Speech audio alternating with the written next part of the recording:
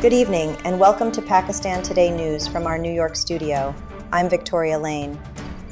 U.S. President Donald Trump has announced an extension in the ceasefire with Iran, following a request from Pakistan's leadership, including Prime Minister Shehbaz Sharif and Chief of Defense Staff Asim Munir. President Trump stated the ceasefire will remain in place until Iran submits what he described as a unified proposal, and until ongoing discussions reach a conclusion. He added that the U.S. military has been directed to maintain a blockade on Iranian ports, while remaining fully prepared.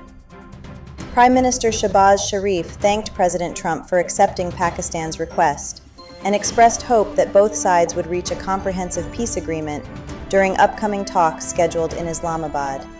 China has warned that the Middle East stands at a critical juncture following the decision to extend the ceasefire. Speaking at a press briefing, Chinese Foreign Ministry spokesman Guo Jiakun said the region is transitioning between war and peace, stressing that preventing a return to hostilities must remain the top priority. The statement comes as diplomatic efforts continue to gain momentum, with global powers urging restraint and a peaceful resolution through ongoing negotiations. Iran has downplayed the impact of the U.S. naval blockade on its food supply, saying the country remains self-sufficient in essential goods. Agriculture Minister Gholamreza Nouri stated that despite restrictions, Iran faces no major challenges in maintaining food supplies, citing strong domestic production and alternative import routes. He added that nearly 85% of agricultural products and basic goods are either produced locally or secured through land-based trade, ensuring stable food security.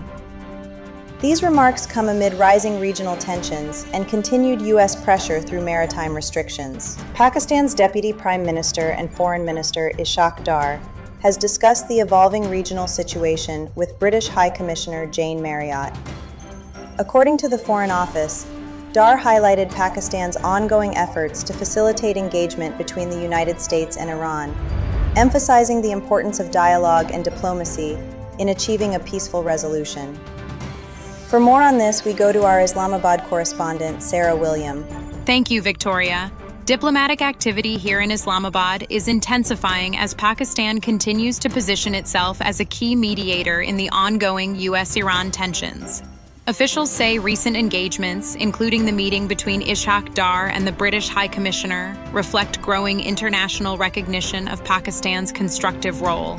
There is cautious optimism that upcoming talks could bring both sides closer to a negotiated framework. However, sources indicate that significant challenges remain, particularly around security guarantees and sanctions relief. Back to you.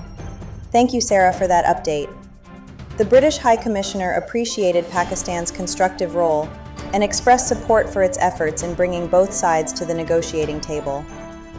A year after the Pahalgam attack in Indian-occupied Kashmir, Pakistan's Information Minister Ataullah Tarar says India has failed to provide any credible evidence linking Pakistan to the incident.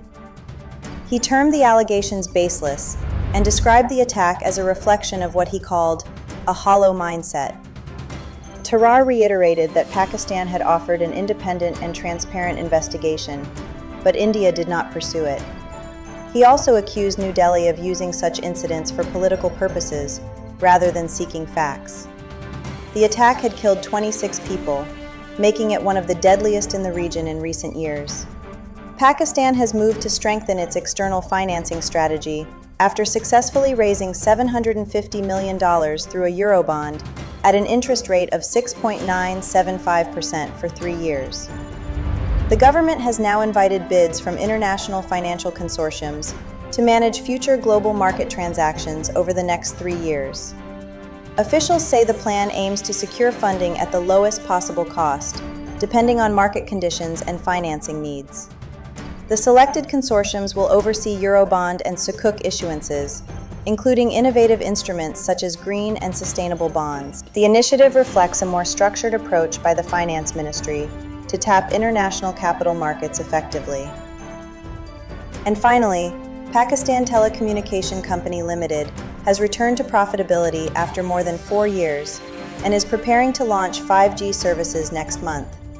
CEO Hatem Bamatraf said revenues rose by 58% in the first quarter of 2026, supported by the consolidation of Telenor Pakistan into the group.